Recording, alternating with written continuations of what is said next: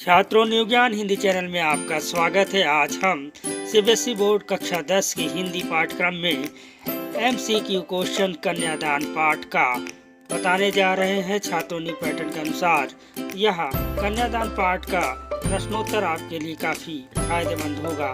तो इससे पहले शुरू करें, आप इस चैनल को सब्सक्राइब कर लें और लाइक शेयर जरूर करें।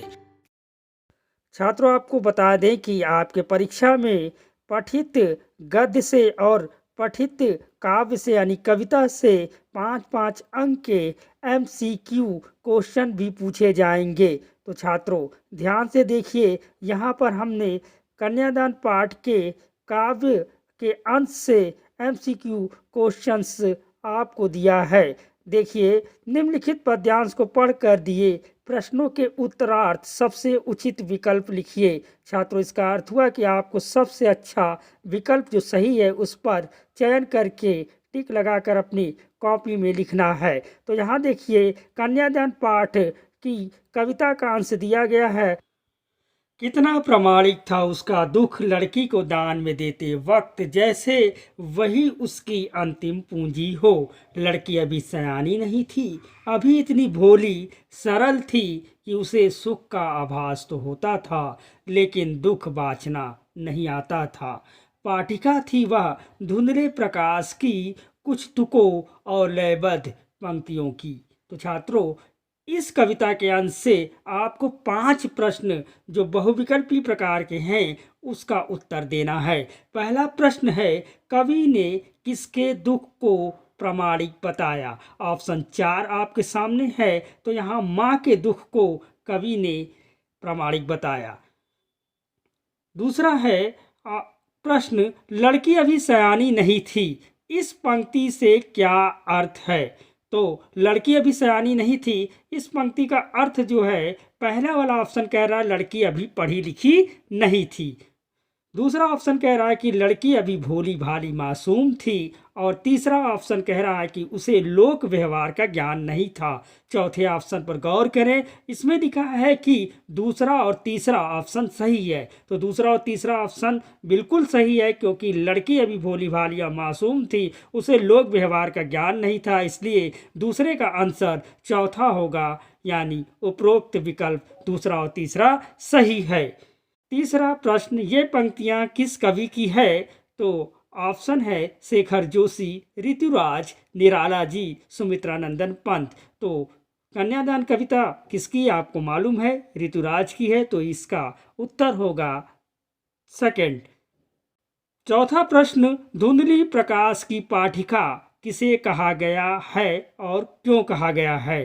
तो पहला ऑप्शन है लड़की को कहा गया है क्योंकि वह जीवन की जटिलताओं को नहीं पहचानती है, यानी ये ऑप्शन आपको सही लग रहा है। लेकिन दूसरे ऑप्शन पर जरा विचार करिए, लड़की को कहा गया है जिसका कन्यादान हो रहा है, वह कम रोशनी में पढ़ नहीं पाती है। तो छात्रों, यहाँ पर ये बहुत ही फनी टाइप का लग रहा है ऑप्शन, तो ये सही नहीं है। तीसरे पर विचार करते हैं, लड़की को कहा गया कि जिसका कन्यादान हो रहा है और समाज और जीवन की व्यवहारिक जटिलताओं को नहीं समझ पा रही है। तो इस तरीके से थर्ड वाला ऑप्शन सही है, क्योंकि वास्तव में कन्यादान तो उसका हो रहा लड़की का, लेकिन वह जीवन की व्यवहारिक जटिलताओं को नहीं समझ पा रही, समाज की जटिलताओं को नहीं समझ पा रही है। इसलिए चौथा ऑप्शन कह रहा है कि उपरोक्त सभी विकल्प सही है, जबकि उसमें से 2 विकल्प गलत है, तीसरा विकल्प सही है, इसलिए तीसरा विकल्प यहाँ पर सही होगा। पांचवा प्रश्न है, लड़की का कन्यादान करते समय माँ दुखी क्यों है। तो पहला ऑप्शन है वह अपने बेटी के भावी भविष्य को लेकर चिंतित है, यानी कि आने वाले भविष्य को लेकर चिंतित है कि कैसे वह ससुराल में अपना जीवन व्यतीत करेगी। दूसरा, बेटी सयानी नहीं है, उसे सुख का तो एहसास है लेकिन दुख बाँचना नहीं आता है, यानी कि दुख को झेलने की समझ उसको नहीं है। सेकंड वाला ऑप्शन ये कह रहा है।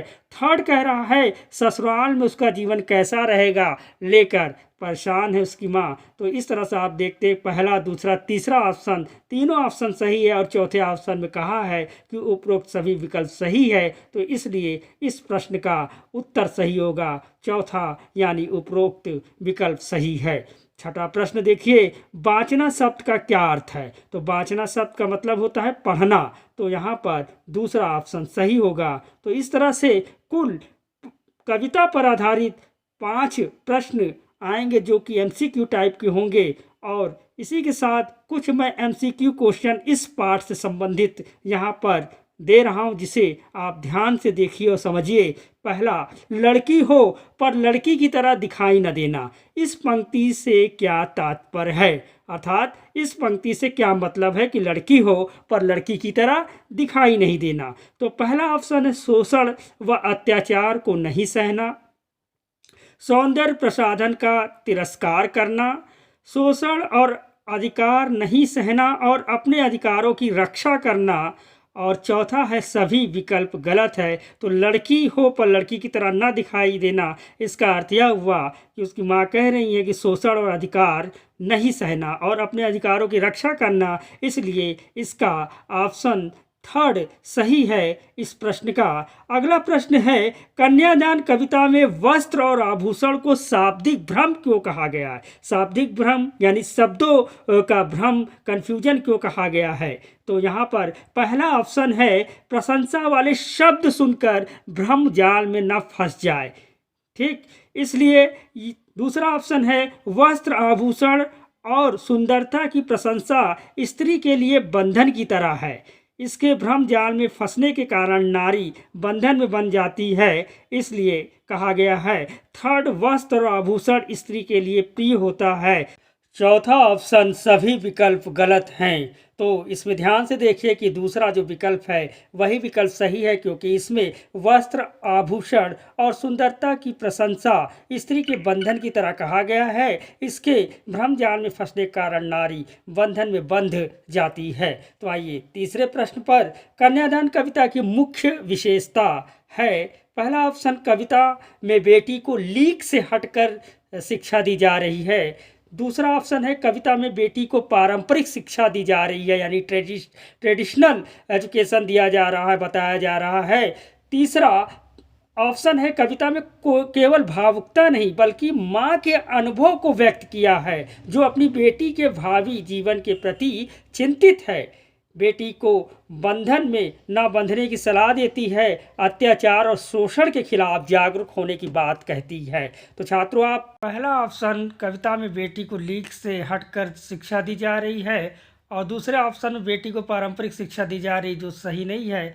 तीसरा ऑप्शन सही है, तो इस तरह से चौथा ऑप्शन सही होगा, क्योंकि इसमें पहला और तीसरा विकल्प सही माना गया, जो कि सही है। छात्रों, चौथा प्रश्न है, माँ ने अपनी बेटी को अंतिम पूंजी क्यों कहा?